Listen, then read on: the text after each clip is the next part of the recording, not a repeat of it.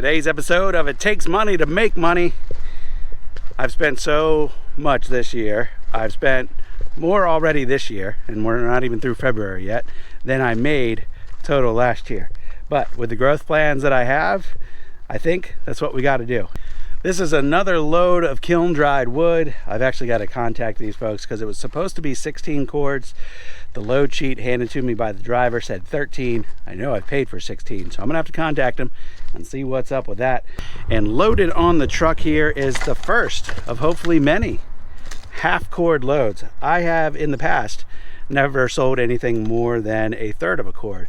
But you do the math on the truck, and I know somebody's gonna try to dispute this, but if it's stacked in there tight, it can fit a half cord. That's a 6.5 foot bed, about 5 1/4 wide, and about 24 inches tall. So if somebody wants to do that math and tell me why that's not a half cord, I'm open to listening. And just because I know someone's going to say, oh, your bed's not 24 inches tall, it's not 2 feet tall, let's just put this down in there. I'm hitting the bottom, all right? And what's that number right there? So no, the bed is not 24 inches tall. But you see, we're mounted up higher than 24 up there in the middle. This is from a different supplier, and it looks a lot better than the stuff I got from the last supplier. So all that wood that was in the truck, this is what it looks like now. We're gonna take some measurements on it and make sure that's a half cord. I'm certain it is.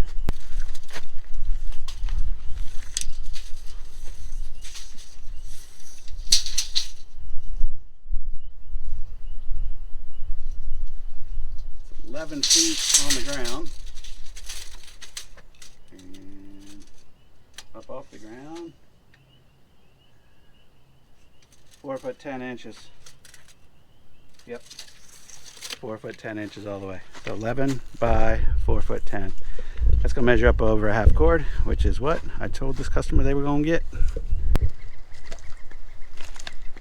Got the second half cord of the day loaded up now, and wanted to share with you a little bit about this load here, how it compares to the other one, because there's a big difference, and talk to you about some of my other expenses this year, because it has been a little crazy. I mean, good, but crazy. What's left of that first kiln dried load is here on the ground, and these 2 truckloads that I sent out, I just pulled a little bit from that and kind of mixed it in, and that's what I'll do with the rest of it, is just mix it in. But the product that's here that was in that first batch I got is definitely different than this newer product. One, there's definitely more waste and trash in the first batch, and 2, the wood selection, the species that are in there are different. So this first batch had a bit of gum, a bit of poplar, some elm and maple, and some others, sycamore. It had very little oak. I might even venture to say there was 0 oak. And this other batch, it appears to be almost all maple and oak. And if I had to just guess, it's probably 40-ish%, maybe a little less, maybe approaching half oak. So this is just a much better blend. And looking through here, there's plenty of small kindling pieces. All right, let me find one like this. Right, there's plenty of that, but it is not an exorbitant amount like what I saw in that other one. Kind of a normal amount of slash that you would see mixed in with a bulk load is what I'm seeing here on the surface. So I'm not concerned at all with what I see. Where that other batch, when it was unloading from the truck, you could just see all the small pieces tumbling out with the wood. So there is, I think, when this is all gone, we're gonna see a lot less slash on the ground than what I saw with that first batch. So with my current setup, my current equipment, the most I can deliver at a time in that truck is going to be a half cord. That's it. It's stacked in there tight. It takes me about 30 minutes to load that and get it stacked in there tight. And that's certainly not the most efficient way to do it, but if I'm just working with what I got, that's how I got to do it. Now I also have this little utility trailer, which is over here on the other side of the tractor, but a lot of the areas where I deliver are, or can be, pretty tight with a trailer. So even if I had a dump trailer or whatever to dump that wood more quickly, using a trailer for deliveries is not optimal in many cases. Right now I have a few customers that I deliver multiple face cords to at a time, and I'll use the trailer for that. But I only do that because I've been there before and I know that it's easy to navigate in there with my trailer. So some other things I've spent a good bit of money on this year. We've got logs. I've got to quantify how much this is, but I know that I've purchased 12 loads of logs at $4.50 a load, and that's a bunch of money. I rented the firewood processor. That cost me about $1,500 for the 3-day rental that I had. That's a bunch of money. So we've got loads of money tied up in logs, a little bit spent on equipment, and a bunch spent on inventory of that kiln dried wood. And if you add it all up, I have definitely spent more already this year in the first 2 months of 2025 than I made all last year in 2024.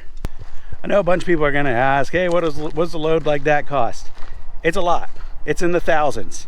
And I'm not getting into the specifics because I don't necessarily want you guys to know how much that cost me per cord. You know, once you factor in freight and all that, you get your per cord number. I'm not sharing those details. I'm not sharing what I make on a load. I'm not sharing what my profit margins are. You know, that's all private business stuff.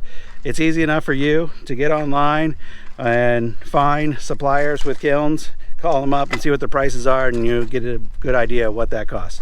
But I could easily say the 2 loads that I've had brought in here now combined are well into the 5 figures. I expect firewood sales to slow down here real soon with winter kind of on the downslope of the end of winter. There might be a little bit more cold weather in the forecast, but I think we're going to have a little bit of a lull, and I plan on bundling up a bunch of this wood and going out and trying to find some commercial accounts. There's a few local campgrounds that I want to visit and see if they want to buy some kiln dried wood, and I've got some convenience stores that I want to visit, and that's going to be what's coming up. I actually thought I would have done that by now, but business has been steady enough with residential deliveries that I really haven't had time to bundle up wood and go out and do any sales calls like that. So that'll just have to wait for now, but the spring and early summer camping season will be here before we know it, and I know there's going to be some firewood demand for that. Even if those folks aren't calling me, I know the campground and convenience stores will have an opportunity. So I need to get out in front of that before that season really gets here, and that's my game plan for the next several weeks.